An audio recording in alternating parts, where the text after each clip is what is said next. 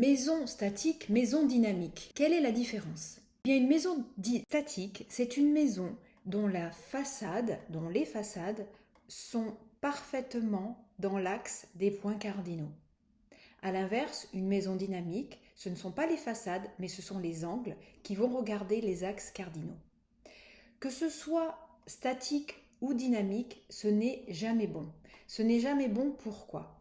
Eh bien parce qu'une maison statique va induire en fait un vrai statisme à l'intérieur. Ça veut dire quoi? Ça veut dire que il va y avoir beaucoup de mal à avancer dans sa vie. Il va y avoir une sensation d'être complètement plombé à l'intérieur. On ne se repose pas forcément, ou alors si on se repose, on plonge dans des sommeils extrêmement profonds ou une espèce de léthargie. Et on a l'impression que l'on doit déployer une force incommensurable pour pouvoir faire avancer notre existence et notre vie. Tout est compliqué quand on veut faire des travaux, quand on veut réaménager des pièces. Il y a toujours des obstacles, des choses difficiles.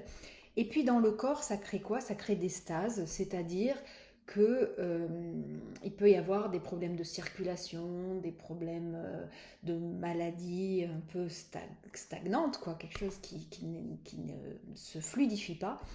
Et donc ça peut créer à terme, suivant les personnalités, de vraies difficultés.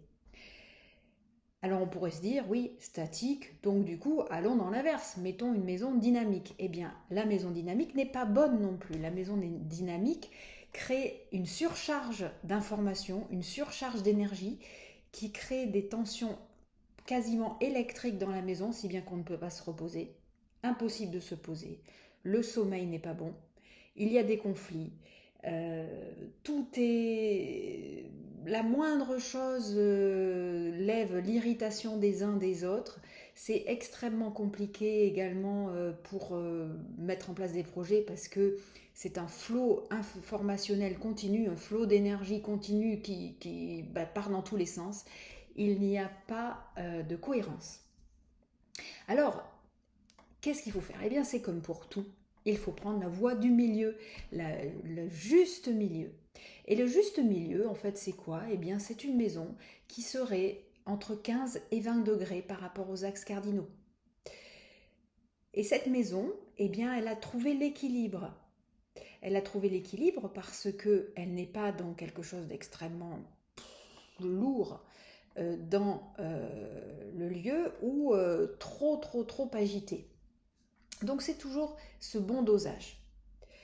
Quand on étudie les temples en Inde sont situés dans les axes cardinaux, mais c'est pour une bonne raison.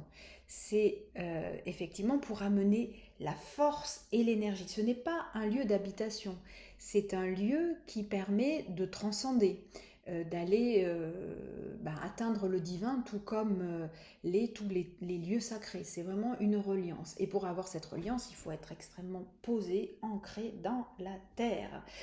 Et notre maison est peut-être notre temple intérieur, mais ce n'est pas un temple en tant que tel, ce n'est pas du tout la même fonction. Alors évidemment, si vous avez une maison statique ou une maison dynamique, pas de panique. Nous avons au niveau de l'Institut des moyens correctifs. Les consultants que nous avons formés ont aussi ces moyens collectifs. Vous trouverez leur adresse, leur nom sur Internet et vous trouverez également nos coordonnées tout en bas de la vidéo. Merci, à bientôt.